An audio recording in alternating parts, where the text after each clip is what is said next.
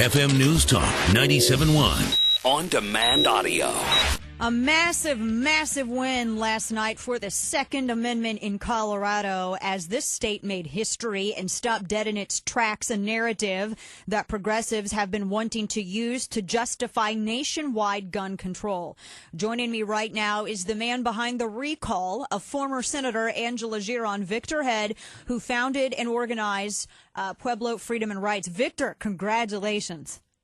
Hey, thanks. Appreciate you having me on. Of course. Now, we spoke when I filled in for Glenn on The Blaze, and I think you've been on the program before, but this really goes to show you that any American who is engaged and is fed up can really make a difference. They did not expect this coming. The last time we spoke about this, you were telling me that no one really knew what you were doing. You were collecting these signatures to recall Giron, and by the time that this all of this landed on the desk of the Secretary of State, then they realized that you were a threat.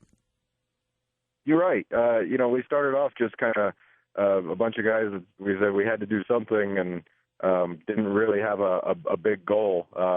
Everyone says this is national news and all that, and that never crossed our mind. We just felt that we had to do something and stand up, and it worked. That we just kind of made it up as we went along, and made quick decisions. Didn't have a big political plan or an organizer, and it seemed to work out for us. So. Yeah, and you were attacked. They really came for you. You ended up having to go to court. Angela Giron had said, even though there were other Hispanics represented in Colorado State Legislature who voted with the will of the constituents who weren't recalled, she said that this recall was racist. They really tried to make it as difficult for you as possible. Well, of course, they tried to change the narrative. Anything other than to stand on their principle and say, yes, I voted for gun control and I think it works. I don't think those words ever came out of her mouth. It was all, we're racist, or we're trying to abuse the system, or we're just trying to get someone in there who hates women. Every other argument you can think of other than stand on what you actually believe. So, yes, they tried to make it as hard as they could, but a lot of it came too little too late. They just missed us for so long that by the time they did ramp up, we had already set the narrative, and I think it was too late for them. So. You really employed some theories of Sun Tzu there and took them by surprise with this, which was, it was really an amazing thing to watch you all operate, because grassroots in Colorado, the energy when I was last out there and when I first met you was absolutely amazing. Now, this is historic because no one in Colorado has ever been recalled before, right? No sitting legislators, no representatives or senators, anyone on a hire like that. Never in 137 years of this state. Right. And did you think that you would have these results when you set out to do this?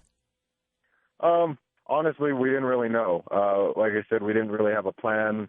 Of course, the goal was to get rid of a senator that didn't listen to the people, but we didn't know if it was going to work. We didn't know if it was the right thing. We just knew it was something. Right. And it was better than sitting on the sidelines. But, sure, I think we were all cautiously optimistic the whole time that we knew our town, we knew the people here, and we knew we had the support to get it done. Did it surprise you the percentage by which she was recalled? Because at first there was I was watching the votes come in, and everyone was wondering what was going on with Pueblo's counting, and it ended up at first there was a 10. She was ahead by 10%, and then in a couple of seconds it flipped, and she lost by I think more than they had ever thought could be possible. Did the results surprise you? Not really. We were a little down at first because the Morris results were coming in from the other recall much sooner than ours, and he wasn't pulling ahead by a big lead, or our side wasn't. And so we were a little concerned because we thought his was going to be a slam dunk. But once we actually saw our results coming in, it's kind of what we thought. We were kind of like, yeah, that's how we figured it, is that we converted a lot of people, and they came to our side of it and saw things our way. So right. And they didn't put this wasn't something that they put on the ballot. This was something that the Senate Majority Leader John Morris and Angela Giron really went to bat for. They really wanted to push this through and give the public as little time to look at it as possible. They didn't put it on the ballot. And this is really, when you're on the ground there, you're a Coloradan. Is this what people were reacting to? Because do you think that any of these referendums would have passed if they were on the ballot? I don't think so. Of course, I'm biased, but regardless of even ballot measures, they didn't even allow adequate discussion. They scheduled all 7 hearings in a single day, so the sheriffs and everyone who actually, have some clout to talk about laws couldn't even attend all of them and whatnot. So it was underhanded from the get-go. But no, I think if these were ballot initiatives, they would have never gotten anywhere near where they being passed by any means. Now, is this in terms of recalling, is this a first step for you? Because I know that grassroots are now looking at voting out Hickenlooper. There's discussion of recalling Evie Hudak. What's next? I'm not sure. What's next for me is to probably drop off the face of the earth for a couple of days and decompress a little bit. You've earned it. But there's a ballot initiative running right now to stop any more magazine restrictions ever being put into place without a vote of the people. So we might help out with that. And, yeah, the Evie Hudak recall, they may re-energize, and we might help them out. And Hickenlooper, I think we'll start him on, 2014, and I think he's going to have to own his passage of these gun bills and realize that it's not what the majority of Colorado wanted, and he's going to have to fight through that. So. Yeah, exactly. Well, and doesn't he have presidential aspirations as well, so I've heard? Oh, God, I hope not. But if he does, I hope this puts a dent in it. Yeah, exactly. Well, and there was a lot of discussion, too. Everyone was saying, I can't believe we're spending taxpayer dollars on this. But these are the same people who are discussing, are they not, of enacting a $1 billion tax hike? Oh, yeah. Yeah, they've got a ballot initiative that they're running to increase, $1 billion taxes for Common Core, essentially, for education reform. And they spent $500,000 just to collect those signatures. So, wow. It's laughable when that side talks about spending. It's honestly just laughable.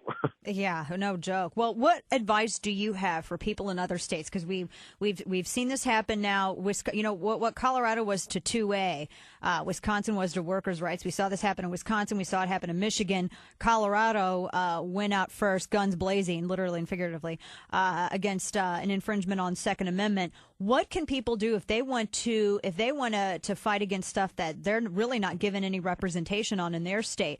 What really helped you the most? If you had to give advice to anybody in any other state getting started, what would you tell them? Well, recalls are definitely a viable option if your state allows for it.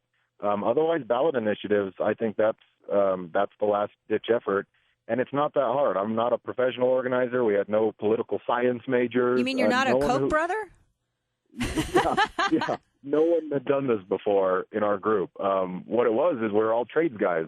We're plumbers, electricians, HVAC guys, mechanics, and that, I think, works for us. Get people that can analyze a problem, figure out a solution, and implement it. The end. No, we don't need strategy sessions. We don't need political science majors drawing maps and goals and outlines. And, it was just, look, here's the problem. Here's how we fix it. Okay, go. Love it. I absolutely love it. Well, this is a victory of the people. And Victor, you really, this is a classic American story. You guys have done so much, not just for your state in Colorado in protecting your Second Amendment civil liberties, but really you stopped a nationwide narrative right in its tracks. You really did. And major kudos to you guys for doing that. Just, congratulations. You get all the credit you deserve for it. I really hope that you stay in and you keep going after. You're very successful at this, obviously, and you have a great perspective. So massive kudos to you. Well, I appreciate it. I hope we've done some good and hopefully bought a little bit of freedom and did our part in securing it. So, well, wonderful. Well, congratulations. Take a couple days to decompress. Victor Head with Pueblo Freedom and Rights. God bless you, Victor. This was killer. This was awesome. Thanks. Country celebrating. Victor Head, everybody. Thanks so much. Take care.